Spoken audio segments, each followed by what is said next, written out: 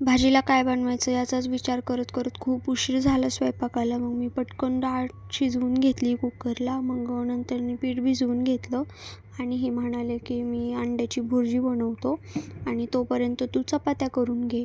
मग सगळ्यात आधी ह्यांनी कढई ठेवली. मग त्यामध्ये तेल टाकून कांदा परतून घेतला आणि कांदा चांगला परतून झाल्यानंतर यांनी अद्रक लसूण पेस्ट टाकली त्याच्यामध्ये आणि ते पण चांगलं आपल्याला परतून घ्यायचं आहे. खूप टेस्टी भुर्जी बनवतात हे, म्हणून मी दाखवते ही रेसिपी तुम्हाला. आणि नंतर ते चांगलं परतून झाल्यानंतर त्याच्यामध्ये टमॅटो टाकला. टमॅटो टाकून मीठ टाकलं आणि ते पण चांगलं परतून घेतलं. मग त्याच्यामध्ये कांदा लसूण मसाला, चिकन मसाला, हळद हे सगळं टाकून हे चांगलं 5 मिनिट आपल्याला परतून घ्यायचं आहे.